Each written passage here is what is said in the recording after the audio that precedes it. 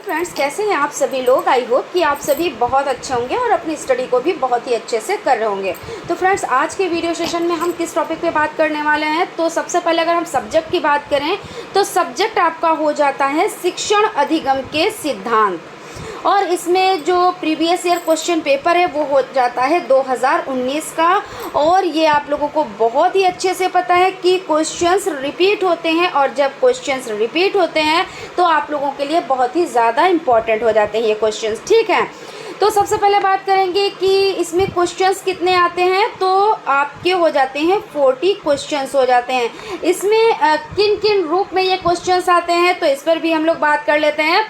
सबसे पहले वस्तुनिष्ठ टाइप क्वेश्चंस यानी कि ऑब्जेक्टिव टाइप क्वेश्चंस, वो हो जाते हैं आपके 15 क्वेश्चंस। ठीक है, पर क्वेश्चन पर आपको 1 नंबर प्रोवाइड होगा। उसके बाद आपके हो जाते हैं अति लघु उत्तरीय टाइप क्वेश्चंस, वो भी आपके 15 रहेंगे, और इसमें आपका क्या हो जाएगा, एक क्वेश्चन पर 1 नंबर आपको मिलेगा। उसके बाद आपके 10 क्वेश्चंस कौन से हो जाते हैं तो लघु उत्तरीय टाइप क्वेश्चंस हो जाते हैं, और इसमें जो नंबर्स की बात करते हैं तो इसमें पर क्वेश्चन पर आपको 2 नंबर्स प्रोवाइड होंगे, यानी टोटल आपको 20 नंबर्स प्रोवाइड होंगे, यानी कि 15, 15, 30 और 20 यानी 50 नंबर्स का ये आपका क्वेश्चन पेपर हो जाता है। ठीक है ना। तो चलिए भाई फटाफट से स्टार्ट करते हैं। आपके वस्तुनिष्ठ टाइप क्वेश्चंस जो हो जाते हैं उसमें पहला क्वेश्चन आपका हो जाता है, शिक्षण एक उद्देश्य निर्देशित क्रिया है, ये किसने कहा है। तो देखिए, परिभाषाएं आपकी बहुत पूछी जाती हैं। हम आपको बाल विकास उसमें भी क्लियर करा रहे हैं चीज़ों को, तो उसमें भी परिभाषाएं पूछी गई, यानी कि ये आपके जो 2 सब्जेक्ट हो जाते हैं इसमें परिभाषाएं भर भर के पूछी जाती हैं। तो एनएल गेज हो जाते हैं, रायबर्न हो जाते हैं, वीओ स्मिथ हो जाते हैं, सिकोड हो जाते हैं, कौन हो जाते हैं।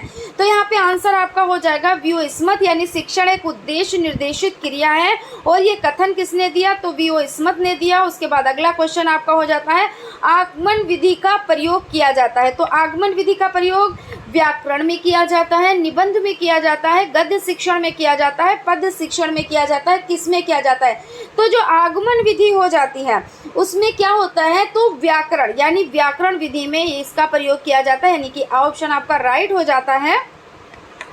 और अगला क्वेश्चन आपका है, निम्नलिखित में से कौन सी श्रव्य दृश्य सामग्री के चयन में सर्वाधिक प्रमुख है, यानी प्रमुख तो सभी हैं लेकिन क्या है सर्वाधिक प्रमुख है, इसकी बात कर रहे हैं। यहाँ पे क्वेश्चन आप देख सकते हैं प्रमुख है। ठीक है, तो इसमें धन व्यवस्था है या विषय वस्तु की प्रकृति है, शिक्षकों की पसंद है या छात्रों की पसंद है। इसमें क्या हो जाता है, देखिए, निम्नलिखित में से कौन सी श्रव्य दृश्य सामग्री के चयन में सर्वाधिक क्या है प्रमुख है तो विषय वस्तु की प्रकृति, ये सबसे ज़्यादा महत्वपूर्ण हो जाता है। वैसे तो धन की व्यवस्था, भाई धन नहीं होगा तो आप जो है जो श्रव्य दृश्य सामग्री होती है कैसे आप करोगे, शिक्षकों की पसंद, छात्रों की पसंद, लेकिन क्या है विषय वस्तु की प्रकृति हम सबसे पहले देखेंगे। और कक्षा शिक्षण में कौन सा संप्रेषण का घटक नहीं है नेगेटिव का, भाई नेगेटिव होगा, हमें नेगेटिव की तरफ जाना है। तो शिक्षक हो जाएंगे, पाठ्य वस्तु हो जाएगी, अभिभावक हो जाएंगे या छात्र हो जाएंगे। तो कौन हो जाएंगे, कक्षा शिक्षण में कौन सा संप्रेषण का घटक नहीं है, तो कौन घटक नहीं है तो यहाँ पर अभिभावक हो जाएंगे, यानी हमें किसके साथ जाना है, हमें नेगेटिव के साथ जाना है। ठीक है, क्वेश्चन पर चलते हैं। क्वेश्चन आपका हो जाता है, शिक्षक द्वारा कक्षा में अंत्याक्षरी एवं काव्य पाठ प्रतियोगिता कराना कौन सा शिक्षण सिद्धांत, यहाँ पे देखिए कौन सा शिक्षण सिद्धांत है। तो नियोजन का सिद्धांत है, निश्चित उद्देश्य का सिद्धांत है, क्रियाशीलता का सिद्धांत है, अभिप्रेरणा एवं रुचि का सिद्धांत है। कौन सा सिद्धांत हो जाता है तो फटाफट से देख लेंगे।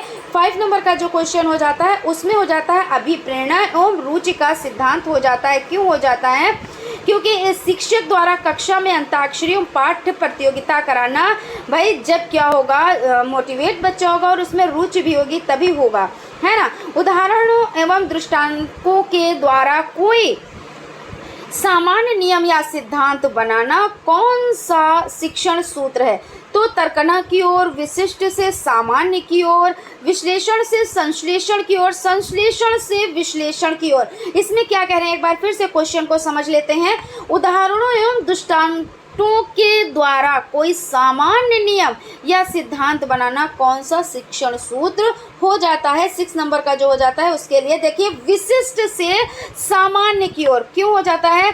देखिए, कोई सामान्य नियम है, यानी सामान्य नियम या सिद्धांत बनाना कौन सा, तो विशिष्ट से सामान्य की ओर हो जाएगा। और अगला क्वेश्चन यानी कि 7 नंबर का क्वेश्चन आपका कौन सा है, यहाँ पे थोड़ा सा जूम कर लेते हैं। तो क्वेश्चन है आपका, पाठशाला यानी विद्यालय को उद्यान की संज्ञा किसने दी? तो हर्बर्ट ने दी, मॉन्टेसरी ने दी, या फ्रोबेल ने दी, या फ्रैंकलिन ने दी? किसने दी? 7 नंबर का जो क्वेश्चन है तो फ्रोबेल हो जाते हैं। और फ्रोबेल ने क्या कहा कि जो विद्यालय है वो एक गार्डन है ना, और जो शिक्षक है वो क्या है, वो माली हैं, यानी उसकी देखरेख करने वाले हैं, ये चीज़ कही। और बच्चे क्या हैं, फूल हैं, जिनको क्या करना है, हमें देखभाल करनी, यानी शिक्षक को देखभाल करनी। भाई माली का काम यही तो होता है कि फूलों की देखभाल करता है माली। उसके बाद क्वेश्चन आपका हो जाएगा, छात्रों को अपने भावों एवं विचारों को व्यवस्थित ढंग से अभिव्यक्त करना किस प्रविधि में आता है? तो प्रश्नोत्तर प्रविधि हो जाएगी, वाद विवाद प्रविधि हो जाएगी, प्रयोगशाला प्रविधि हो जाएगी, पाठ्य पुस्तक प्रविधि हो जाएगी, कौन सी प्रविधि हो जाएगी? तो यहाँ पर क्या करें, एक बार फिर से क्वेश्चन को पढ़ते हैं। छात्रों को अपने भावों एवं विचारों को व्यवस्थित ढंग से, तो छात्र अपने जो भाव हैं और अपने विचार हैं वो किस तरह से रख सकते हैं? तो इसमें कैसे, जब आप वाद विवाद यानी बातचीत करेंगे, किसी से भी कोई प्रॉब्लम है तो क्या है, बातचीत कर लेना चाहिए, ये सबसे उचित ढंग होता है। और अगर आपने बातचीत नहीं की तो क्या हो जाता है, उसमें गलतफहमियां भी आ जाती हैं। तो यहाँ पे क्या कह रहे हैं कि छात्रों को अपने भाव विचारों को व्यवस्थित ढंग से अभिव्यक्त करना, तो क्या हो जाता है, वाद विवाद प्रविधि हो जाती है। बच्चे आपस में बैठते हैं, बातचीत करते हैं, तो उनमें क्या होता है कि वो लोग एक दूसरे को समझते भी हैं, प्लस नॉलेज भी मिलती है और ज्ञान में वृद्धि भी होती है। प्रश्नोत्तर प्रविधि के जन्मदाता कौन हो जाते हैं? तो रूसो है, या प्लेटो है, या सुकरात है, या अरस्तु है, कौन हो जाते हैं? 9 नंबर का जो क्वेश्चन है तो इसमें सुकरात महोदय जी हो जाते हैं, यानी प्रश्नोत्तर विधि जो है उसके जो जन्मदाता हैं वो सुकरात हो जाते हैं। और संप्रेषण प्रक्रिया प्रभावी होती है यदि संप्रेषण कैसा हो, मंद गति से हो। संप्रेषण यानी कम्युनिकेशन, है ना, अनेक व्यक्तियों के साथ होता है, तीव्र गति से होता है, स्पष्टता के साथ होता है। तो जब भाई संप्रेषण क्या होगा, जब स्पष्टता के साथ होगा तभी तो वो प्रभावी होगा, अन्यथा प्रभावी नहीं होगा। और कक्षों की कमी होने पर शिक्षक अपनाता है, क्या अपनाता है, जैसे मान लीजिए स्कूल में कक्ष की कमी है तो भाई शिक्षक क्या करेंगे, ऐसा तो है नहीं बच्चों को कहेंगे भाई जितने लोग क्लास में हैं और उतने लोग पढ़ लें बाकी नहीं, ऐसा तो नहीं बोल सकते ना। तो उसमें करेंगे क्या, बहुकक्षा शिक्षण करेंगे, बहुस्तरीय शिक्षण विधि करेंगे, उपचारात्मक शिक्षण विधि करेंगे, सहभागी शिक्षण विधि करेंगे, क्या करेंगे। 11 नंबर का जो क्वेश्चन है तो इसमें ये कर देंगे कि एक कक्षा में दो कक्षा के बच्चों को बिठा दिया जाएगा, ऐसा हो जाता ना, यानी बहुकक्षा शिक्षण हो जाएगा। उसमें कई कक्षाओं के बच्चे एक साथ बिठा के और स्टडी कराई जाएगी, ये हो जाएगा। तो बहुकक्षा शिक्षण हो जाता है। बहुत ही इंपॉर्टेंट ये क्लास चल रही है तो आप लोग बहुत ही ध्यान से इसको समझें। और इस तरह के क्वेश्चंस भर के पूछे जाते हैं और ऐसा नहीं है कि मैम ये previous year question paper repeat नहीं होते, यानी जो प्रीवियस ईयर क्वेश्चंस है वो रिपीट नहीं होते, तो बिल्कुल रिपीट होते हैं। और आपके ना 60 to 70%, अगर इतना ना माने तो 50 to 60% आपकी प्रॉब्लम ज़रूर सॉल्व होती है, लेकिन 70% भी होती है अगर आपने ध्यान से इसको किया और हर एक क्वेश्चन को बहुत ही बारीकी से समझा, ठीक है। उसके बाद आपका हो जाएगा कक्षा शिक्षण में प्रशंसात्मक शब्दों का प्रयोग किया जाता है। तो प्रशंसात्मक शब्दों का प्रयोग क्यों किया जाता है? व्याख्यान कौशल में, यहाँ पे ये पूछ रहे हैं किस में किया जाता है ना, नियमन कौशल में, पुनर्बलन कौशल में, उद्दीपन परिवर्तन कौशल में। 12 नंबर का जो क्वेश्चन है तो इसमें इसलिए किया जाता है कि भाई अगर बच्चा अच्छा वर्क कर रहा है तो उसको ऐसा नहीं है कि कुछ कहो ही ना, वरना बच्चा कहेगा भाई 30-35 बच्चे बैठे हुए हैं और एक बच्चा बहुत ही लगन और बहुत ही मेहनत से वर्क कर रहा है, तो क्या वो बच्चा आपके 30-35 बच्चों के साथ ही उसको आप समझेंगे? ऐसा नहीं, उसको कभी कभी उसको क्या करना चाहिए भाई, कहना चाहिए भाई शाबाश तुमने ऐसा किया। ऐसा नहीं कि किसी की गुरूर, किसी के घमंड नहीं आता है, लेकिन बच्चा कहता है मैं अगर कुछ अलग कर रहा हूँ तो मेरे साथ अलग से थोड़ा सा ऐसा हो रहा कि मुझे शाबाशी मिल रही है, तो मैं क्यों ना और भी इससे अच्छा करूँ। लेकिन बहुत ज़्यादा जैसे कि अगर किसी को शाबाशी देंगे वो सही नहीं, लेकिन अगर कोई कर रहा है और आपको दिख रहा है वो कर रहा है तो ये कहना बहुत ही ज़्यादा ज़रूरी हो जाता है। क्योंकि भाई अगर कोई भीड़ से अलग दिख रहा है तो कुछ करके ही दिख रहा है, कुछ मेहनत ही करके दिख रहा है, और फिर भी उसकी गिनती सभी में हो रही है, तो वहाँ पे थोड़ी सी दिक्कत हो जाती है ना। तो कक्षा शिक्षण में प्रशंसात्मक शब्दों का प्रयोग किया जाता है पुनर्बलन कौशल में, यानी उसको क्या होता है, उसको फिर से बल मिलता है कि अगर मैंने ये वर्क किया है और मुझसे अगर कोई भाई ये कह रहा है कि हाँ अच्छी बात है तुम कर रहे हो, और बाकी अगर भाई नहीं कर रहे तो चलो वो उनकी प्रॉब्लम है, हमसे कोई मतलब नहीं है, हमको अपना काम कर लेना है। तो अगर हमें कोई पुनर्बलन दे रहा है तो वो बहुत अच्छी बात है ना। वरना अगर भीड़ ही में हमारी गिनती होगी तो फिर बेकार है सब कुछ करना। उसके बाद अगला क्वेश्चन आपका हो जाएगा, कक्षा शिक्षण करते समय शिक्षक द्वारा टीएलएम का प्रयोग करने से क्या होता है, छात्रों को पाठ सहजता से बोधगम्य हो जाता है, छात्रों को मानसिक विकास, यानी छात्रों का यहाँ पे होना चाहिए, छात्रों का मानसिक विकास होता है, छात्रों का बौद्धिक विकास होता है, उपयुक्त सभी। यानी यहाँ पे क्या कहा जा रहा है कि कक्षा शिक्षण करते समय शिक्षक द्वारा टीएलएम, तो पहले हम टीएलएम का मतलब समझेंगे। टीएलएम का मतलब होता है टीचिंग लर्निंग मटेरियल, यानी शिक्षा के टाइम जो भी चीज़ें यूज़ की जाती हैं वो क्या होती है, वो टीएलएम होती हैं। भाई हम पेन यूज़ कर रहे हैं यानी ये टीएलएम है, इस टाइम हम ये मोबाइल यूज़ कर रहे हैं यानी ये टीएलएम है, ठीक है। और मोबाइल दो तरह से, अच्छी चीज़ के लिए भी और बुरी चीज़ के लिए। बुरी चीज़ का ये अपना टाइम वेस्ट करना, अपने टाइम को बर्बाद करना, रील्स देखना, ये क्या हुआ, टाइम को बर्बाद करना हुआ। अगर आप इस पर स्टडी कर रहे हैं तो ये आपका क्या हो जाएगा, ये टीएलएम के अंतर्गत आ जाएगा। और लेकिन होता क्या है, आपने अमूमन ये चीज़ देखी होगी कि अगर दो जन के पास मोबाइल है और एक अपने स्टडी के लिए, अपने वर्क के लिए यूज़ कर रहा है और दूसरा अपना टाइम को वेस्ट करने के लिए यूज़ कर रहा है, तब भी गिनती दोनों की किसमें होगी कि भाई हाँ दोनों के पास मोबाइल है और दोनों यूज़ करते हैं। लेकिन नहीं, अगर कोई अपना वर्क करने के लिए उसको यूज़ कर रहा है तो उसको आप टीएलएम समझेंगे, ना कि उसको टाइम वेस्ट करना, टाइम को बर्बाद करने वाला मटेरियल, ठीक है। तो यहाँ पे क्या है, छात्रों को पाठ सहजता से बोधगम्य हो जाता है, बिल्कुल सही बात है। 13 नंबर का जो क्वेश्चन है, और इसमें क्या है, छात्रों की मानसिक विकास भी होता है, बिल्कुल सही बात है, ये भी बिल्कुल सही है। छात्रों का बौद्धिक विकास भी होता है, बिल्कुल सही बात है। जब अच्छे टीएलएम यूज़ होंगे और बच्चों को नए ढंग से स्टडी यानी शिक्षा दी जाएगी, बच्चे नए ढंग से पढ़ेंगे तो क्या होगा, ये सभी चीज़ें होंगी और इस तरह से उपयुक्त सभी, इसमें आंसर आपका हो जाएगा। और फ्लैनल बोर्ड किस प्रकार का टीएलएम है, तो फ्लैनल बोर्ड जो हो जाता है दृश्य श्रव्य है, श्रव्य है, दृश्य है, इलेक्ट्रॉनिक है। अब यहाँ पे आप बड़ा कंफ्यूज हो जाएंगे, तो इसमें हमको थोड़ा सा डिटेल में क्या करना पड़ेगा, डिस्कस करना पड़ेगा। क्यों, क्योंकि जब आपको पता ही नहीं है कि दृश्य क्या हो जाता है, श्रव्य क्या हो जाता है, और दृश्य श्रव्य एक ही में लिखा है तो क्या हो जाता है। तो सबसे पहले हम बात करेंगे श्रव्य की। श्रव्य की हम बात करेंगे तो श्रव्य का मतलब होता है वो टीएलएम जिससे हम सुनकर शिक्षा ग्रहण कर सकें, वो क्या हो जाते हैं, वो श्रव्य हो जाते हैं। जैसे रेडियो है, ठीक है, रेडियो है तो आप क्या कर रहे हैं, आप सुनकर शिक्षा ग्रहण कर रहे हैं, तो वो आपका श्रव्य टीएलएम हो जाएगा। दृश्य क्या हो जाएगा, जैसे आप जिससे देख कर शिक्षा ग्रहण कर रहे हैं, जैसे आपकी किताब हो जाती है, जैसे आपकी नोटबुक हो जाती है, उससे आप देख कर शिक्षा ग्रहण कर रहे हैं, तो यानी ये दृश्य हो जाता है। अब श्रव्य दृश्य एक में दिया हुआ है तो इसका मतलब क्या हो जाता है, तो सिंपल सी बात है, जो जिसको हम सुन भी सके और जिसको हम देख भी सके। यानी जैसे अब ये क्लास चल रही है आपकी, ये क्या हो जाएगी, श्रव्य और दृश्य, यानी आप नोट्स इसमें जो लिखा हुआ है वो आप देख भी रहे हैं और मेरी वॉइस को सुन भी रहे हैं, तो ये क्या हो जाएगा, श्रव्य दृश्य। जैसे टीवी पर आप क्या करते हैं, कोई प्रोग्राम देखते हैं तो भाई शिक्षा से रिलेटेड बहुत सारे प्रोग्राम आते हैं, ऐसा नहीं सिर्फ मनोरंजन की चीज़ें ही आती है टीवी पर, है ना। तो आप जब उस पर देख रहे हैं और शिक्षा ग्रहण कर रहे हैं तो वो आपका श्रव्य दृश्य साधन हो जाएगा। क्यों, क्योंकि आप उसको देख भी रहे हैं, उसके चित्रों को देख भी रहे हैं, प्लस आप सुन भी रहे हैं। इसी तरह आपका कंप्यूटर हो जाता है, उसमें भी आप क्या कर रहे हैं, सुन भी रहे हैं और देख भी रहे हैं, तो ये सभी आपके क्या हो जाएंगे, श्रव्य दृश्य हो जाएंगे।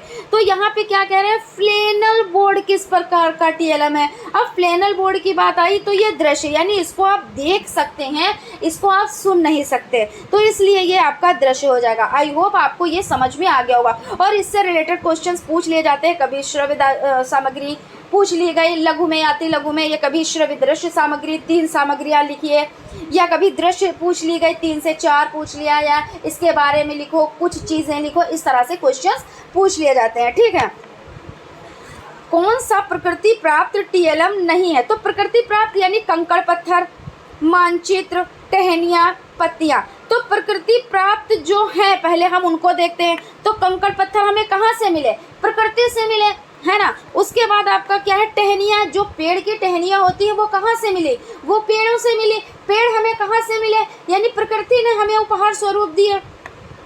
पत्तियाँ क्या है? पत्तियाँ भी पाए हमें प्रकृति की तरफ से ही उपहार स्वरूप प्राप्त होती हैं। लेकिन जो मानचित्र है, मानचित्र जो है वो क्या है? तो आपका भाई मानव द्वारा निर्मित मानचित्र है, तो इसलिए ये नहीं है, और जो नहीं है वही सही है, यानी मानचित्र आपका इसमें राइट आंसर हो जाएगा। यहाँ पे आप लोगों के क्या जो वस्तुनिष्ठ टाइप यानी ऑब्जेक्टिव टाइप क्वेश्चंस है वो हो जाते हैं कंप्लीट। चलते हैं, देख लेते हैं अति लघु उत्तरीय टाइप क्वेश्चंस। तो उसमें हम पहले ही डिस्कस कर चुके हैं कि इसमें 15 क्वेश्चंस आते हैं और 15 नंबर्स के भी आते हैं, और इनको बहुत अच्छे से आप लोग कीजिएगा। चलिए समझते हैं। सबसे पहला क्वेश्चन हो जाता है, शिक्षण को परिभाषित कीजिए। तो आप शिक्षण को किस तरह से परिभाषित करेंगे यहाँ पे हम देख लेते हैं। देखिए सभी क्वेश्चंस हैं और उसके बाद आंसर इसके हैं। तो देखते हैं भाई शिक्षण को, चलिए परिभाषित भाई कर देते हैं। शिक्षण क्या है? शिक्षण एक सामाजिक प्रक्रिया है। इस प्रकार प्रत्येक देश की जो शासन व्यवस्था है वो सामाजिक दर्शन यानी सामाजिक प्रणाली जो हो जाती है वो क्या है?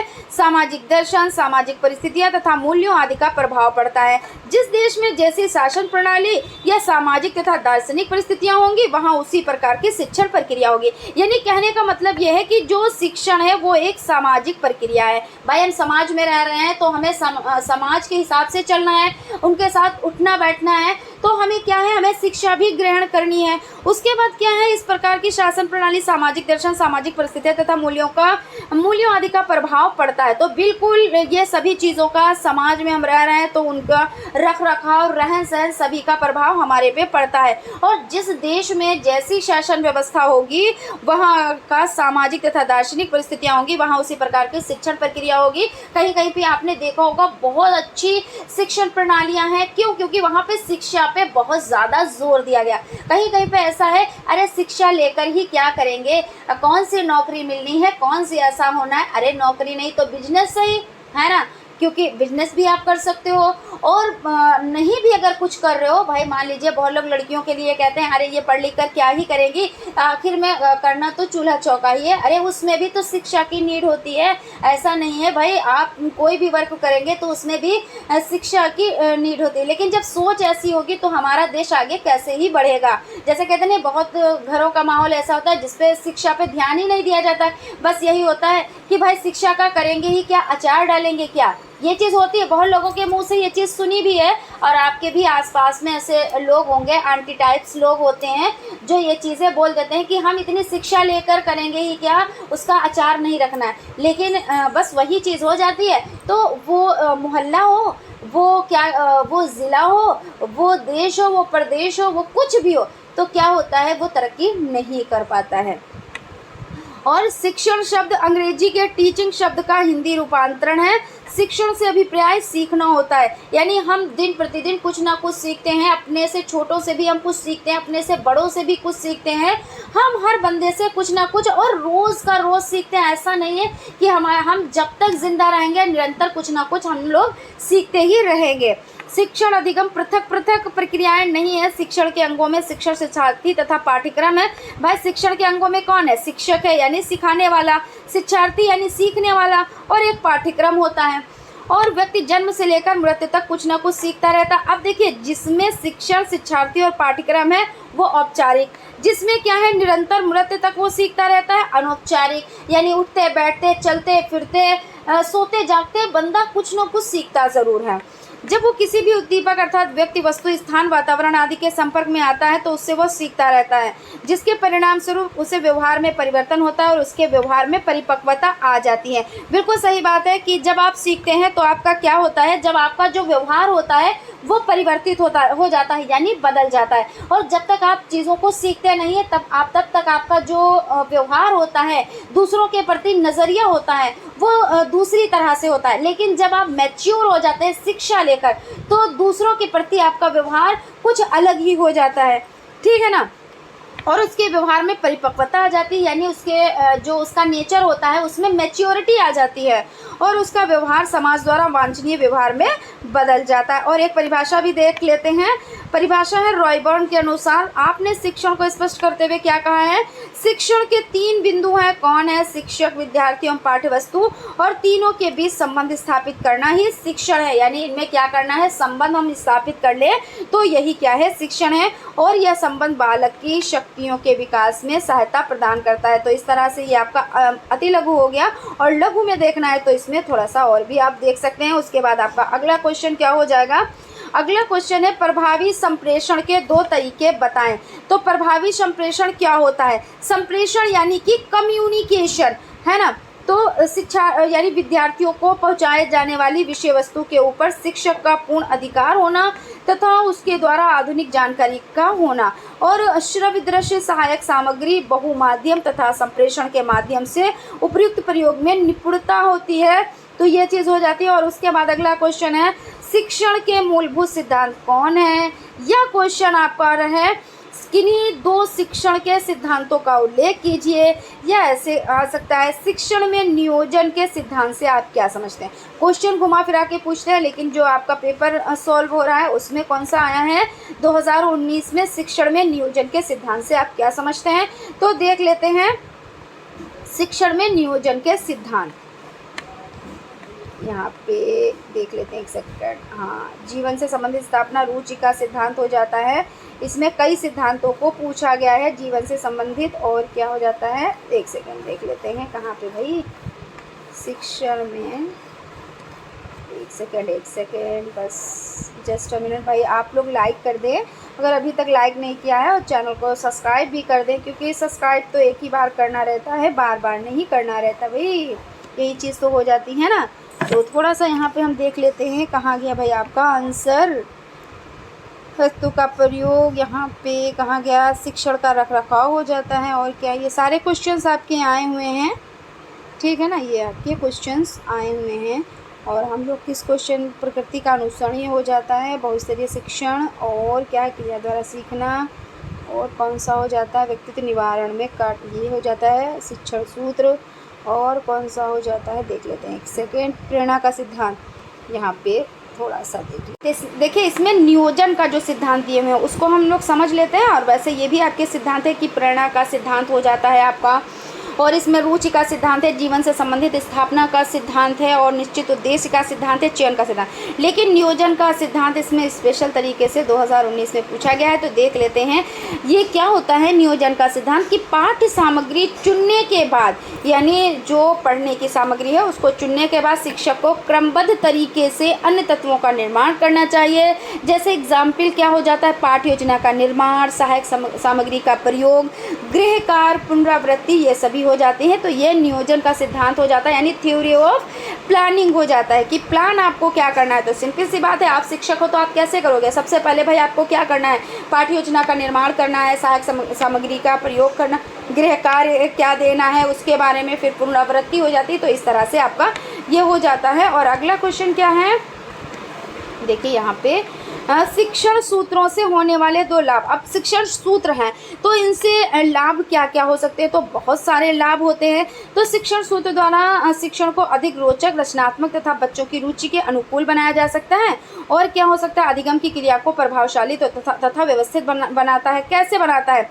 देखिए जो शिक्षण सूत्र होते हैं उसमें क्या है? सरल से कठिन की ओर, सूक्ष्म से स्थूल की ओर। यानी क्या है? बच्चा पहले सरल चीज़ें, यानी कठिन से सरल की ओर हमको नहीं जाना है, हमने सरल से कठिन की ओर, ये चीज़ अगर कभी आ जाए कठिन से सरल की ओर, तो कभी भी नहीं भाई। बच्चे को आपने पहले बहुत बड़े बड़े पाठ पढ़ा दिए, बहुत ऊंची ऊंची बातें बता दी, अरे बच्चों की तो समझ में भी नहीं आएगा। यानी आप पहले सरल चीज़ें बताएंगे, जब सरल चीज़ें आप बताएंगे उसके बाद आप कठिन चीज़ें बताएंगे तो बच्चे की समझ में आएगा। यानी उससे जोड़ते जोड़ते आप चले जाएंगे। पहले आप छोटा बड़ा का ज्ञान देंगे, फिर उसमें पाई मात्रा का ज्ञान देंगे, फिर उसके बाद क्या है अक्षर को जोड़ने का ज्ञान देंगे, और उसके बाद आप उसके सेंटेंस पूरे पूरे देने लगेंगे तो बच्चा सीख जाएगा। और आप पहले दिन ही बच्चे को क्या इमला बोलने लगे और बड़े बड़े सेंटेंस बोलने लगे तो क्या बच्चा सीख पाएगा। और बाद में आप ये भी सोचा रहे सरल चीज़ें भी बता देंगे तो बच्चा तो एक ही दिन में भाग जाएगा ना।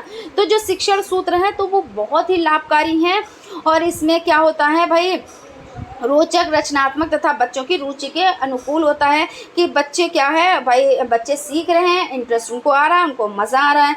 अधिगम की क्रिया को प्रभावशाली तथा व्यवस्थित बनाना, यानी प्रभावशाली भी बनेगी वो, और क्या है व्यवस्थित भी वो बनेगी, क्योंकि जब हम छोटी छोटी चीज़ों को हम पहले सॉल्व करेंगे, उसके बाद बड़ी बड़ी चीज़ों को, या हम टुकड़ों में चीज़ों को बांट लेंगे और उसके बाद हम प्रॉब्लम को सॉल्व करेंगे, तो ये भी हो जाता है कि हम सूक्ष्म से स्थूल की ओर जा रहे हैं, है ना भाई। पहले आपको क्या सिखाना है बच्चे को, तो ऐसा नहीं कि भाई बहुत बहुत बड़ा पेड़ लगा हुआ उसको बता दिया इसमें ये पेड़ है। अरे पहले ये तो बताओ कि ये इसका बीज होता है, फिर इसको ज़मीन में डाला जाता है, फिर उसके बाद क्या किया जाता है, फिर ये छोटा होता है, पौधा होता है, फिर उसके बाद धीरे धीरे धीरे, और आपने पहले फूल पत्ती और जड़ तना शाखा ये सब तो बच्चे की समझ में नहीं आएगा। पहली बात तो ये कि एक आया कहाँ से, है ना। तो सबसे पहले आप उसको ऐसा ज्ञान देंगे जो उसके माइंड में सेट हो सके चीज़ें क्या है, फिर उसके बाद उसको जोड़ते जोड़ते जोड़ते जोड़ते थोड़ा ऊंचाई पे ले जाएंगे, है ना। अभी आप कह दें कि तुम मुझे खून दो मैं तुम्हें आज़ादी दूंगा, ऐसे करके ये नारा याद कर लो, बच्चा क्या कर पाएगा। नहीं, पहले आप आग का ज्ञान, छोटा बड़ा छोटी बड़ी, फिर उसके बाद धीरे धीरे धीरे धीरे करके जैसे जैसे क्लास बढ़ेगा वैसे वैसे थोड़ा सा आगे बढ़ेगा, फिर उसके बाद ये सब चीज़ें वो सीखेगा।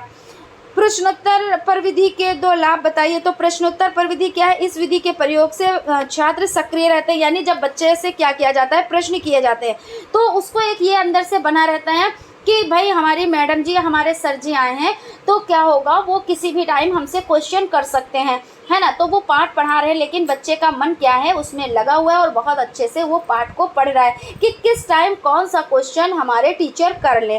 तो यानी वो सक्रिय है, वो निष्क्रिय नहीं है। इस विधि में छात्रों की समस्याओं कठिनाइयों का निराकरण किया जा सकता है। तो बिल्कुल भाई प्रश्नों के द्वारा बच्चों में कठिनाइयों का यानी निवारण किया जा सकता है। ऐसे जब हम उससे बात ही नहीं करेंगे, उससे कोई चीज़ पूछेंगे ही नहीं, तो हमें पता क्या होगा कि बच्चे में प्रॉब्लम क्या है, बच्चे में परेशानी क्या है ना। तो ये चीज़ हो जाती है। तो जो प्रश्नोत्तर प्रविधि है वो बहुत ही बेस्ट प्रविधि है, लेकिन उसका अब क्या है रूप ऐसा हो गया कि जैसे पहले इतना ज़्यादा टफ कंपटीशन नहीं था क्योंकि जनसंख्या कम थी। आज इतना कंपटीशन इतना हाई लेवल का हो गया है कि पढ़ते पढ़ते और क्वेश्चन को तैयार करते करते लोग क्या है एज भी निकल रही है। तो वो चीज़ ऐसा भी नहीं होना चाहिए, लेकिन ये है कि बच्चों को जब शिक्षा दी जानी चाहिए तो उसमें प्रश्नोत्तर प्रविधि का प्रयोग करना चाहिए। और अब जो कंपटीशन का दौर है तो उसमें तो भाई आप लोगों से बेहतर कौन जान सकता है ना। और उसके बाद अगला क्वेश्चन हो जाएगा, काठिन्य निवारण किस विषय की पाठ योजना का घटक है, ये क्यों किया जाता है। तो काठिन्य निवारण जो हो जाता है ये व्याख्या कौशल का घटक है। किसका है, व्याख्या कौशल का घटक है। और व्याख्या कौशल का प्रयोग साहित्य तथा भाषा विज्ञान में शब्द व्याख्या, भाषण व्याख्या आदि के लिए किया जाता है। और व्याख्या एक ऐसी युक्ति है जिसमें किसी शब्द या कथन को सरल बनाकर बालकों को समझाया जाता है। अब आप क्या करते हो, जैसे बच्चे के सामने यानी मैंने क्या किया कि आपको एक थोड़ा सा बताया, इसमें जो लिखा हुआ है उसके बारे में बताया, फिर उसके बाद मैंने क्या किया उसको सरल भाषा में तोड़ मड़ोड़ कर आपको बताया। तो यही तो व्याख्या विधि हो जाती है। यानी ये इस तरह से हो जाता है कि आपको उसको सरल भाषा में तोड़ मड़ोड़ कर आपको बताना, है ना। और जिसमें किसी शब्द या कठिन को सरल बनाकर बालकों को समझाया जाता है। और व्याख्या में कठिन शब्दों की जगह सरल शब्द बनाए जाते हैं और जटिल विचारों को छात्रों के अनुभूत भावों से प्रस्तुत किया जाता है तथा सभी कठिनाइयों को सरलतापूर्वक प्रस्तुत किया जाता है। समझ में आ गया ना। काठिन्य निवारण यानी जैसे हमने कोई अब आपको ये नहीं पता कि काठिन्य निवारण होता क्या है। है ना, तो आप इसको सॉल्व नहीं कर पाएंगे। और जब आपको बता दिया गया कि काठिन्य निवारण ये है कि जो जटिल जटिल शब्द हैं उनको सरल करके आपके सामने पेश करना सरलता से, तो वो काठिन्य यानी कठिन चीज़, निवारण यानी उसका निवारण क्या हो गया, सरलता से बताना, तो काठिन्य निवारण। तो मैंने इस तरह से बताया तो आपकी समझ में आ गया। तो ऐसे ही आप बच्चों को जब बताएंगे, जब कोई चीज़ होगी कि मैम ये क्या है, तो आप बताओगे कि उसको सरल भाषा में करके बताओगे, बच्चों की समझ में आ जाएगा। यहाँ तक आप कोई चीज़ बच्चों को समझा रहे हैं, कोई मीनिंग समझा रहे हैं, नहीं समझ में आएगी, आप उसको ट्रिक वाइज और थोड़ा तोड़ कर मोड़ कर उसको बताओगे, बच्चे की समझ में आ जाएगी, फिर वो बहुत आराम से बढ़ जाएगा। अब जैसे कल हम बच्चों को कोचिंग भी देते हैं ना, ऑफलाइन भी देते हैं, तो इसमें क्या हुआ, अब उस बच्चे को मीनिंग नहीं आ रही थी और मैंने क्या किया, उसको तोड़ मरोड़ कर उसको बता दिया। अब वो कह रही है कि मैम ये तो बड़ा इजी हो गया, है ना, मीनिंग लर्न कर रही थी इंग्लिश में। तो मैंने कहा कि पहले चांद रट लो, यानी चंद्रयान की मीनिंग उसको नहीं आ रही थी, छोटा बच्चा है भी, तो मैंने कहा पहले चांद याद कर लो, उसके बाद चंद्रयान, आपको तो RAYAN जोड़ दो। उसने किया, उसको आराम से आ गया। तो उसने कहा मैम ये तो बहुत ही सिंपल सा हो गया और मैं इतने टाइम से उसको रट रही थी तो आ ही नहीं रहा था। तो हमने कहा देखिए रटने से कुछ नहीं होता, जब हम चीज़ों को तोड़ेंगे मरोड़ेंगे, उसमें घुसेंगे, थोड़ा सा समझेंगे, तभी चीज़ें समझ में आती हैं, ठीक है ना। तो इस तरह से मैंने उसको कई मीनिंग्स बताई जो कि उसके माइंड में ऐसे छप गई, जब भी उससे क्वेश्चन करो तो वो फटाक से बता देती है। तो ये चीज़ हो जाती है, यही काठिन्य निवारण हो जाता है। उसके बाद अगला आपका क्वेश्चन क्या हो जाएगा, शिक्षण में खेल प्रविधि का महत्व बताएं। तो शिक्षण में खेल प्रविधि का महत्व क्या है, सबसे पहले बात कर लेते हैं, देखिए थोड़ा सा इसमें देख लेते हैं, उसके बाद हम लोग सरल भाषा में इसमें देखते हैं। बालक स्वाभाविक रूप से खेलने में रुचि लेता है, वे खेल के द्वारा ही अपनी इच्छाओं की प्रवृत्ति को प्रकट करते हैं। बालक खेलने में विशेष रुचि रहता है और बालक के जीवन में खेल का विशेष महत्व होता है। और बालकों के जीवन में खेल का इतना महत्व होने के कारण बालकों को शिक्षा देने के लिए खेल विधि का आविष्कार किया गया। अब यहाँ पे देखिए समझिए कि बालक कैसा होता है, वो बालक जो है वो स्वाभाविक रूप से ही खेलने में रुचि लेने लगता है। उसको कोई सिखाता नहीं है कि आप खेल खेलो, लेकिन वो मस्ती करने लगता है, उछलने कूदने लगता है, खेलने लगता है।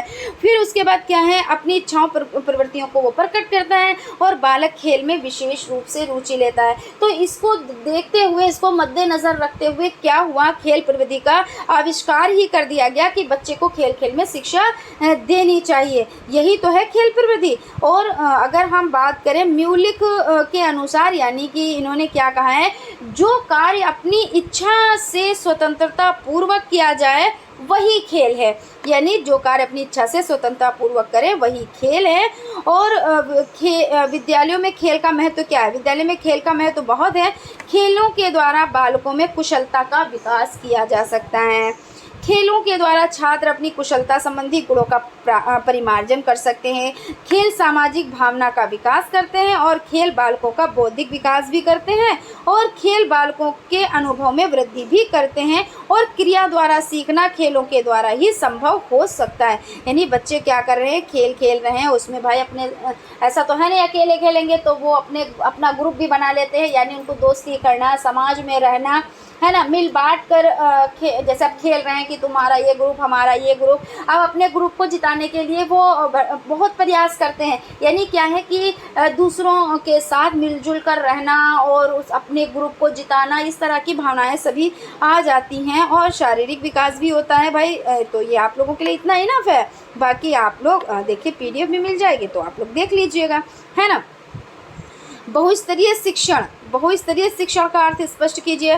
तो बहुस्तरीय शिक्षण क्या हो जाता है, यहाँ पे देख लेते हैं। बहुस्तरीय शिक्षण विधि का अभिप्राय एक ऐसे शिक्षण से है जिसमें शिक्षक 2 या 2 से अधिक कक्षाओं के छात्रों को एक साथ बिठाकर उनकी व्यक्तिगत रुचियों, भिन्नता, उपलब्धि, अभिरुचियों, मानसिक परिपक्वता को ध्यान में रखता है।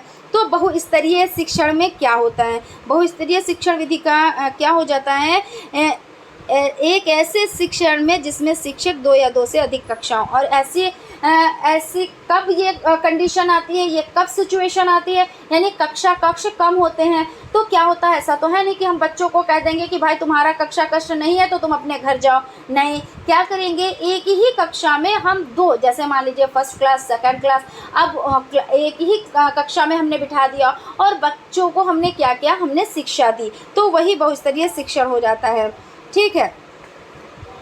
और उसके बाद है यहाँ पे प्रकृति का अनुसरण, ये भी क्वेश्चन आया हुआ है, हम आपको दिखा देते हैं। आप जिसमें थोड़ा देखिए, यहाँ पे क्वेश्चन है प्रकृति का अनुसरण, कहाँ भाई गया आपका प्रकृति का अनुसरण सूत्र से आप क्या समझते हैं। ठीक है, तो यहाँ पे हम लोग देख लेते हैं प्रकृति का अनुसरण सूत्र।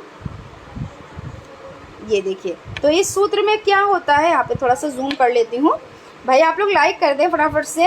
इस शिक्षण सूत्र से तात्पर्य बालक की प्रकृति को ध्यान में रखकर शिक्षण प्रदान करने से है।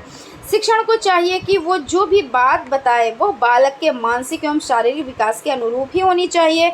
यदि शिक्षक ऐसा नहीं करता है तो उसके छात्र के विकास में बाधा उत्पन्न होगी। अतः बालक की प्रकृति के अनुसार शिक्षा प्रदान करना, उसे आध्यात्मिक विकास का पूर्ण अवसर दिया जाना चाहिए। इसे नैसर्गिक विधि भी कहते हैं।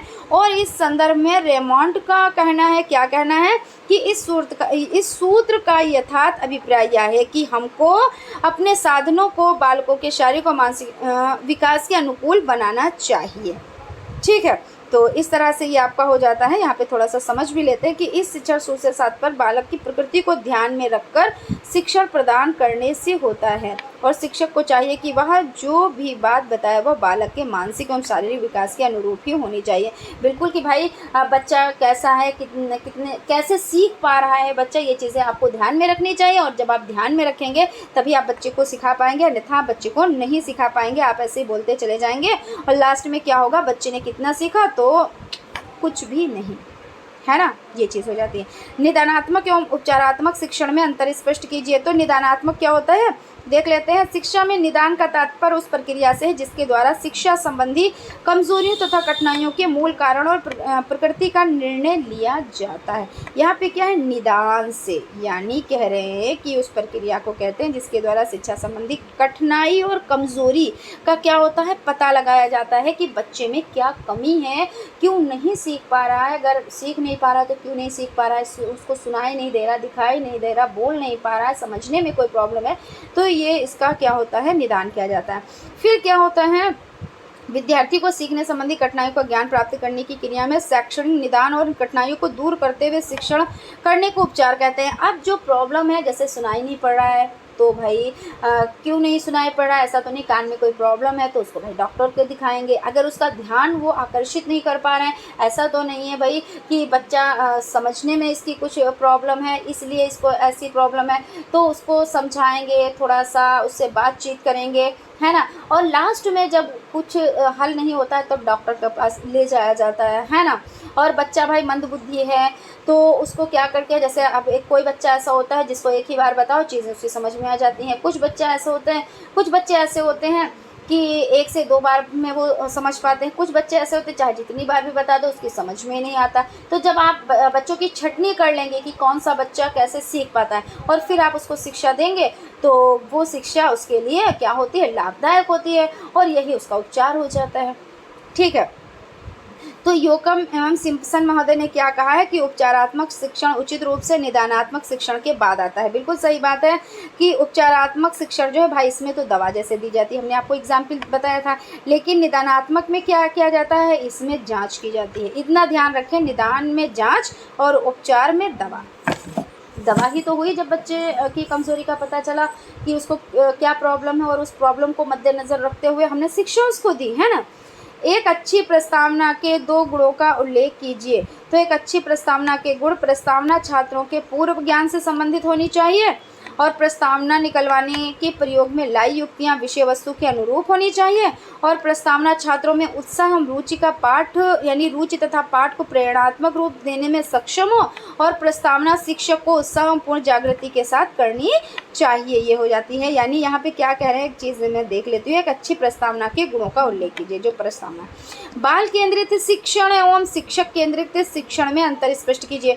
तो बाल केंद्रित शिक्षण और शिक्षक केंद्रित शिक्षण क्या है।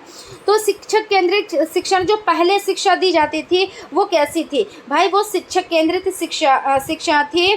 क्यों? क्योंकि शिक्षक ही सर्वोपरि होता था, जो शिक्षक कह दे वही होता था। पहले तो शिक्षक मारते भी थे, डांटते भी थे, उसको क्या करते थे, तुम्हारे बस का नहीं है, ऐसा वैसा बहुत कुछ सुनाते थे। लेकिन आज का वक्त ऐसा है कि बालक के अनुरूप शिक्षा दी जाती है। बालक को मारना पीटना तो बहुत दूर की बात है, आँख भी नहीं दिखा सकते, यहाँ तक ये भी नहीं कह सकते कि तुम्हारे बस का कुछ नहीं है, क्योंकि ये भी एक तरह का क्या हो जाता है, एक तरह का दंड देना ही हो जाता है। क्यों? क्योंकि बच्चे को जब आप ऐसा कहेंगे ना कि तुम्हारे बस का कुछ नहीं है, तो उसके माइंड में वो चीज़ आ जाती है कि सच में हमारे बस का कुछ नहीं है। फिर वो कुछ भी नहीं करता है, कुछ भी नहीं वो सीखता है, सोचता है जब मेरे बस का ही नहीं है, सर जी ने बोल ही दिया या मैडम जी ने बोल ही दिया है, तो अब क्या ही फ़ायदा मुझे करने से, है ना। तो इस तरह से ये एक क्या हो जाता है, नेगेटिव। तो ये टीचर्स को कहने का हक तो बिल्कुल ही नहीं रह गया कि भाई तुम्हारे बस का कुछ भी नहीं है। और पहले क्या था, शिक्षक रटने पे दे दिए, टेबल दे दिए, जाओ रट के लाना। भले बच्चा 3 दिन स्कूल ना आए, 4 दिन स्कूल ना आए, जब तक वो रट नहीं लेगा तब तक घर में भी बच्चे पे मार पड़ रही है कि तुम स्कूल क्यों नहीं जा रहे हो। और स्कूल इस डर से नहीं जा रहा है कि अगर जाऊंगा तो क्या होगा, वहाँ पे तो हमारे ऊपर मार पड़ेगी, ये चीज़ हो जाती है। तो कहने का मतलब ये है कि ये भाई विधि तो गलत ही थी। ऐसा नहीं कि हम लोगों ने भी ऐसे ही शिक्षा ग्रहण की है, टीचर के सामने गए तो काँप रहे हैं, डर रहे हैं। अगर हम डरेंगे ही, कांपेंगे ही, तो हम शिक्षा क्या ही लेंगे, है ना। ऐसा नहीं होना चाहिए। हम शिक्षक के पास जाएं तो एक ऐसा भाव लेकर जाएं कि हमको अगर कोई प्रॉब्लम है, हमको कोई समस्या है, तो हम क्या करें, हम उनके सामने अपनी बात को रख सकें। और जब कांपेंगे, डरेंगे, तो क्या ही हम अपनी समस्या उनके सम्मुख रख पाएंगे, है ना। तो ये चीज़ हो जाती है। तो चलिए देख लेते हैं। हालांकि इतना जितना हमने आपको बता दिया, एक्सप्लेन कर दिया, इतना आप लोगों के लिए इनफ है, लेकिन किताबी भाषा भी आपको हम बता देते हैं। तो यहाँ पे आप देख लें, शिक्षक केंद्रित शिक्षा में क्या हो जाता है, शिक्षा का निर्देश और निर्णय सर्वप्रिय। भाई यही तो हम लोगों के साथ होता था, जो सर ने कह दिया अगर तुम गलत हो तो मतलब हम गलत हैं, भले हम कितने भी सही हैं ना, गलत हैं तो कह दिया गया तो कह दिया गया। और आज का क्या है, बालक की स्वतंत्रता, कि बच्चा क्या है, स्वतंत्र है। वो अगर उसको मन नहीं कर रहा है कि अभी मैथ का सब्जेक्ट चल रहा है और बच्चे को खेल खेलना है, वो आपकी प्रॉब्लम है, किस तरह से मैथ आप उसको सिखाएंगे, क्योंकि पीरियड मैथ का चल रहा है, ठीक है ना। खेल खेल में आप उसको शिक्षा देंगे, लेकिन देंगे आप बच्चे के अनुरूप ही। उसके बाद क्या है, शिक्षक का मार्गदर्शन और निरीक्षण, यानी शिक्षक क्या करेगा, शिक्षक का मार्गदर्शन और निरीक्षण और सहयोग द्वारा शिक्षार्थी को प्रोत्साहन। यानी पहले क्या होता था, शिक्षक ने कह दिया अगर तुमको कोई चीज़ नहीं आ रही तो ठीक है भाई, बोर्ड पे लिख दिया, इसको उतार लो, हो गया। लेकिन आज क्या है, अगर नहीं आ रहा है तो एक हिंट देंगे छोटा सा। मैथ का अगर आप क्वेश्चन सॉल्व कर रहे हैं तो अगर 4 या 5 स्टेप हैं तो एक स्टेप आपको बता देंगे, स्टार्टिंग बता देंगे कि इस तरह से अगर आप सॉल्व करें, देखिए सिंबल किसका है, तो अगर आपने बताया गुड़े का है तो भाई गुणा करना आप करो, है ना। गुणा तो हमने आपको बताया था, आप उसी तरह से करो। या भाग का क्वेश्चन है तो भाई आप भाग करो, हमने तो आपको बताया था। चलो इतनी प्रॉब्लम उसकी सॉल्व हो गई। उसके बाद मान लीजिए डबल गुणा है अगर, तो एक सिंगल तो उसने कर लिया, अब डबल करने में उसको प्रॉब्लम हो रही है, तो आप उसको बताओगे कुछ ऐसे तरीके से बताओगे कि आपने उसको लिखा भी नहीं और आपने उसको हिंट भी दिया और उसके समझ में भी आ गया। तो ये आपकी शिक्षा हो जाती है।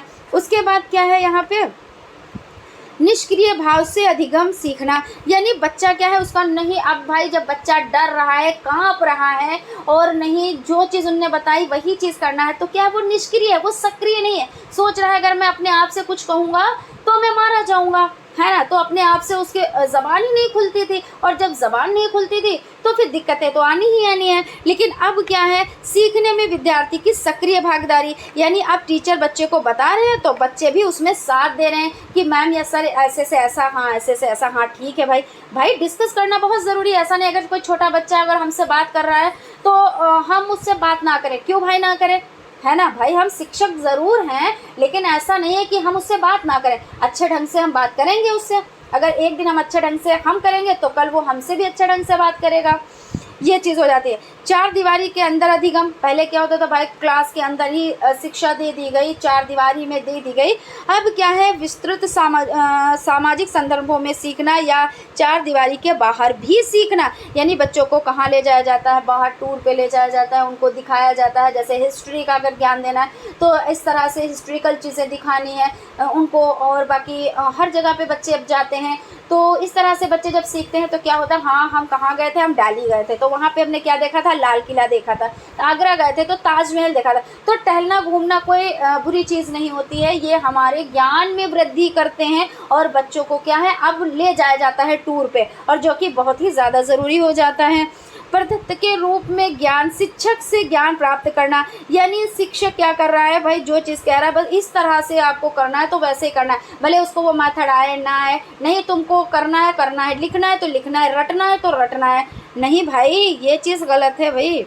फिर क्या है, विस्तृत सामाजिक संदर्भों में सीखना है, चार दीवारी के बाहर हो जाता है। और यहाँ पे प्रदत्त के रूप में ज्ञान, शिक्षक के ज्ञान प्राप्त करना, ज्ञान निर्मित होता है स्वयं करके सीखना। यानी बच्चा अब क्या कर रहा है, कुछ क्रिया कर रहा है, आपने एक उसको पॉइंट दे दिया है ना, कुछ ऐसा हिंट कर दिया कि आपको इस पर करना है वर्क। अब बच्चा सोच रहा है, समझ रहा है। आपने जैसे सिंपल सी बात है, आपने कहा कि छोटा ऊ की मात्रा वाले 10 शब्द लिखो, और आपने उसको कुछ ऐसे सिंबल दे दिए थोड़े बहुत, और बाद में वो बच्चा कर रहा है, यानी वो सोच रहा है, समझ रहा है। उसको थोड़ा सा टाइम पहले दिन लगेगा, ज़रूर लगेगा, लेकिन जब दोबारा उससे कराएंगे वो थोड़ा आसानी से वो कर पाएगा। क्यों? क्योंकि वो खुद से कर रहा है, और आपने कर दिया और बोले रट के लाना, यानी रट के आना, और उसके बाद बच्चे को कुछ भी समझ में नहीं आया। अनुशासनात्मक दृष्टिकोण और बहु अनुशासनात्मक शैक्षणिक बल। तो यहाँ पे क्या है, बहुत अनुशासन था, बहुत, यानी टीचर के सामने बोल नहीं सकते थे। ऐसे भाई हम लोगों ने, आप लोगों ने, सबने ऐसी ही तो शिक्षा ग्रहण की, अभी तक ऐसी ही तो शिक्षा चल रही थी कि टीचर के सामने गए तो बस कांप रहे हैं, अपनी बात को हम रख नहीं पा रहे हैं, यही चीज़ तो थी ना। लेकिन आज क्या है, बच्चे को फुल सपोर्ट है कि आप बोल सकते हो, अपनी बात को रख सकते हो। और रैखिक अनुभव और बहुविधि अनुभव, ये हो जाता है। ठीक है, तो यहाँ पर आप लोगों की समझ में आ गया होगा, आई होप चीज़ें क्लियर हुई होंगी। और बस कुछ ही क्वेश्चंस रह रहे हैं यहाँ पे। अपेक्षित अधिगम स्तर की प्राप्ति हेतु किए गए प्रयासों को समझाइए, और ये क्वेश्चन आपका हो जाता है अथवा करके है। अपेक्षित अधिगम स्तर से आप क्या समझते हैं, 2019 में आया हुआ है। तो यहाँ पे क्या है, वय वर्ग के 6 से 14 वर्ष के बच्चों को निःशुल्क व अनिवार्य प्रारंभिक शिक्षा उपलब्ध कराना। चलिए जस्ट अ मिनट, क्या है यहाँ पे, वय वर्ग के 14 यानी 6 से 14 वर्ष के बच्चों को निःशुल्क व अनिवार्य शिक्षा, प्रारंभिक शिक्षा उपलब्ध कराने के उद्देश्य से शिक्षा का अधिकार अधिनियम लागू करके उसे मौलिक अधिकार की श्रेणी में लाया गया। और शिक्षा के क्षेत्र में किए गए अनेकों प्रयासों से नामांकन व ठहराव में तो पर्याप्त वृद्धि हुई, परंतु विद्यालय में शैक्षिक गुणवत्ता की दृष्टि से छात्रों का अपेक्षित उपलब्धि स्तर अत्यंत चिंताजनक है। अतः इसके लिए आवश्यक समझा गया कि प्रारंभिक शिक्षण के प्रत्येक स्तर पर सीखने के कुछ ऐसे स्तर, दक्षताएं निर्धारित किए जाएं जिन्हें प्रत्येक विद्यार्थी उस स्तर तक अवश्य जाने, सीखे व समझे। यानी कहने का मतलब ये हो जाता है कि अभी कैसी शिक्षा चल रही है कि 6 से 14 वर्ष तक के बच्चों को क्या दिया जा रहा है, निःशुल्क शिक्षा दी जा रही है। और इसमें क्या हुआ कि सबसे पहले ये योजना चलाई गई, एक मिड डे मील भी योजना चल रही है, जिसके बारे में आप लोग अच्छे से जानते हैं कि बच्चों का क्या हो, बच्चों के एडमिशन हो ज़्यादा से ज़्यादा। और पहले इसमें कच्चा राशन दिया जाता था, जिससे बच्चों को क्या हुआ था, बच्चों को बेनिफिट नहीं हो रहा था। क्यों? क्योंकि गार्जियंस क्या करते थे, राशन को बेच देते थे और बच्चे वैसे ही दुबले पतले ऐसे। फिर उसके बाद क्या हुआ कि बच्चों का पका हुआ भोजन दिया जाने लगा 2004 से, है ना। तो ये भोजन क्या हुआ कि भाई मिड डे मील के रूप में बच्चों को, अब इसमें क्या हुआ भाई, किताबें भी मुफ्त में मिल रही हैं, ड्रेस भी मिल रहे हैं, ज्योमेट्री बॉक्स, पेंसिल, हर एक चीज़ फ्री में मिल रही है, और बच्चों का एडमिशन हो रहा है। तो इसमें ये चीज़ हुई कि एडमिशन भी काफ़ी हुए, और बच्चों का क्या है भाई, पौष्टिक आहार मिल रहा है तो उनका स्वास्थ्य भी ठीक है।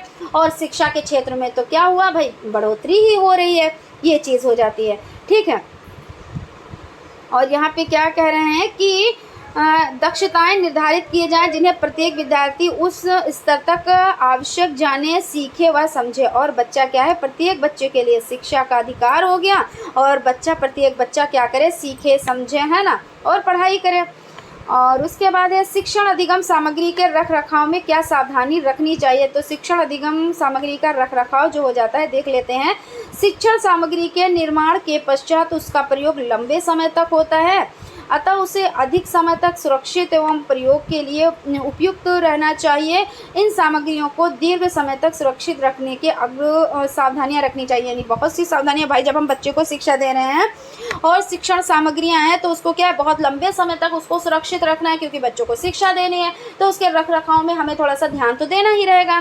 क्या ध्यान देना रहेगा, तो उचित स्थान कीड़ों से बचाव, और क्या हो जाएगा, अच्छी वस्तुओं का प्रयोग। भाई जब अच्छी वस्तुएं होंगी तो यानी क्या होगा, वो जल्दी ख़राब नहीं होंगी, और अच्छी जगह पे हम रखेंगे तो वो बिल्कुल भी ख़राब नहीं होंगी। तो यहाँ पे देख लेते हैं, शिक्षण सामग्री को ऐसे स्थान पर रखा जाना चाहिए जहाँ सीलन एवं दीमक ना हो। ऐसे स्थान पर रखने से सामग्री नष्ट होने का खतरा बना रहता है, यहाँ पे बना रहता है, ठीक है ना।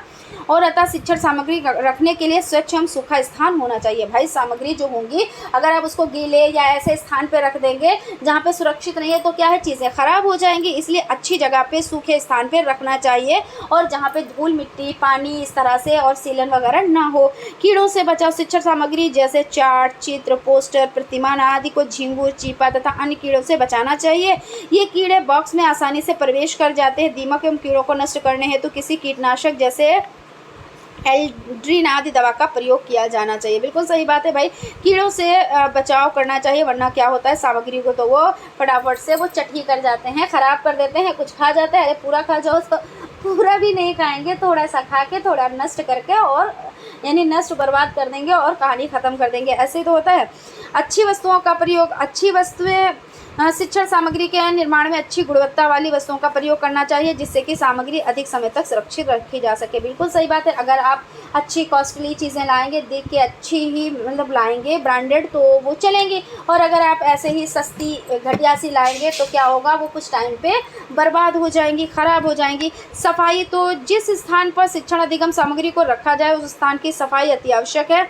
अतः शिक्षण अधिगम सामग्री के अधिक समय तक संरक्षण के लिए एक निश्चित समय के बाद उस स्थान की सफाई करते रहना चाहिए, क्योंकि गंदी होने पर विभिन्न प्रकार के कीड़े मकोड़े जन्म लेते हैं, और जिसमें शिक्षण अधिगम सामग्री के नष्ट होने का खतरा बना रहता है। भाई अगर सफाई नहीं होगी, आप जहाँ पे रह रहे हैं अगर वहीं पे अगर आप सफाई नहीं करेंगे तो क्या होता है भाई, चीज़ें भी ख़राब होंगी, है ना, और वहाँ पे जाने का भी मन नहीं होगा, एक स्मेल टाइप की भी आने लगती है, तो सभी चीज़ें हो जाती हैं। तो सफाई तो बहुत ही ज़्यादा ज़रूरी हो जाती है। और यहाँ पे अगला क्वेश्चन, और शायद ये आपका लास्ट क्वेश्चन तो नहीं है, हाँ मैं देख लेती हूँ, हाँ लास्ट ही क्वेश्चन है बस ये, आप थोड़ा सा धैर्य बना कर रखें, बस लास्ट क्वेश्चन है ये। थोड़ी सी लॉन्ग क्लास है, क्योंकि भाई अब 50 नंबर की क्लास है तो थोड़ी सी लॉन्ग तो रहेगी, लेकिन फिर भी कितनी हुई है, 1 घंटे की क्लास ये आपकी रही है लगभग। बस गणित किट के किन्हीं 2 उपकरणों के नाम लिखिए। तो गणित किट के 2 उपकरण कौन से हो जाते हैं, यहाँ पे हम देख लेते हैं। गणित शिक्षण हेतु ब्लैक बोर्ड ऑपरेशन के माध्यम से उपयुक्त एक छात्रों का ध्यान गणित शिक्षण की ओर आकर्षित करने को किट के मात्र 7 उपकरण दिए हैं। कौन कौन से उपकरण दिए हैं देख लेते हैं। फंक्शन डिस्क, विभिन्न चक्र हो जाते, यानी भिन्न चक्र हो जाता है यहाँ पे, विभिन्न नहीं भाई भिन्न होता है थोड़ा सा, और डोमिनोज हो जाता है। और हाँ एक चीज़ और है, इसमें ऐसे भी क्वेश्चन पूछ लेते हैं, जैसे मालूम दे दिया डोमिनोज दे दिया, ठीक है, और इसमें 3 चीज़ें और दे दी, वो भी अलग अलग से, जो इसमें नहीं है। तो पूछ रहे हैं कि ये जो आपका गणित का किट हो जाता है उसमें कौन सी चीज़ है। यहाँ पे देखिए क्वेश्चन ही है, गणित किट का उपकरण कौन सा नहीं है या कौन सा है। अगर कौन सा है, अब डोमिनोज आपको पता है कि डोमिनोज है गणित का किट, तो आप वरना तो आप सोचेंगे कि ये डोमिनोज क्या पिज़्ज़ा विज़्ज़ा तो नहीं है, ऐसा तो नहीं है ना। तो चीज़ों को अच्छे से ध्यान से देखिए। और क्या है, क्विजर नियर ट्रिप्स हो जाती हैं, यानी पट्टिकाएँ, तो कभी पट्टिकाएँ भी दे दिया, कभी आपका क्विजर टिप्स स्ट्रिप्स दे दिया, या ठोस आकृतियाँ यानी त्रिभुज, आयत, वर्ग, चतुर्भुज, स्क्वायर, ऐसे करके अलग अलग दे दिया। त्रिभुज दे दिया, आयत दे दिया, वर्ग दे दिया, चतुर्भुज दे दिया, स्क्वायर दे दिया, इस सक्वाकार दे दिया, सर यहाँ पे सक्वाकार है तो ये दे दिया, या ठोस आकृतियाँ दे दी। तो बात तो एक ही है, तो अगर ठोस आकृतियाँ तो इस पर टिक करेंगे, अगर ये चीज़ें दी हैं अलग से दी हैं तो ये दे देंगे। और घनाकार छड़े हो जाती हैं, गिनतारा है, नेपियस स्ट्रिप्स है, और पट्टिकाएँ, यानी नेपियस स्ट्रिप्स दे दें या पट्टिकाएँ दे दें, तो बात तो एक ही है, लेकिन नाम आपको सभी के याद रखने हैं, ठीक है। और यहाँ पे कुछ यानी गणित उपकरणों के प्रकार कौन कौन से हो जाते हैं देख लेते हैं। प्रकृति द्वारा उपलब्ध या परिवेश में प्राप्त, ये देखिए जूम हो गया थोड़ा सा, इसको कम कर लेते हैं, हो जाता है कभी कभी। भाई आप लोग लाइक सब्सक्राइब कर दें और टेलीग्राम चैनल से भी आप लोग जुड़ जाएं। प्रकृति द्वारा उपलब्ध या परिवेश में प्राप्त निर्मूल साधन, जैसे कंकड़, पत्थर, पत्तियां, दाने, विभिन्न प्रकार की आकृतियां, ये हो जाती है। ये तो हमें प्रकृति में उपहार स्वरूप मिल जाते हैं, इसके लिए हमें कोई भी पैसा नहीं लगाना पड़ता है। और मानव निर्मित साधन कौन कौन से, इसके अंतर्गत किट वाले 7 साधन को स्वीकार किया जाता है। इसके अतिरिक्त मानव निर्मित साधन इसमें सम्मिलित किए जाते हैं, यानी जो अभी आपने पढ़े ये 7 तो ये हो जाते हैं, ठीक है। तो भाई यहाँ पे सेशन को वाइंड अप करते हैं, और लगभग देखिए 1 घंटे की भी नहीं हुई है, इसमें भी लगभग 7 मिनट कम है, तो बहुत लॉन्ग में नहीं गए हैं। लेकिन अब जब क्लासेस आएंगी तो वो मैराथन भी रहेंगी, महा मैराथन भी रहेंगी, तो लॉन्ग क्लासेस भी जाएंगी, 2 घंटे की 3 घंटे की भी जाएंगी, ऐसी कोई दिक्कत वाली बात नहीं है। तो फिर मिलते हैं हम लोग अगले क्लास में, तब तक आप लोग अपना ख्याल रखें और स्टडी को कंटिन्यू करें। Thank you.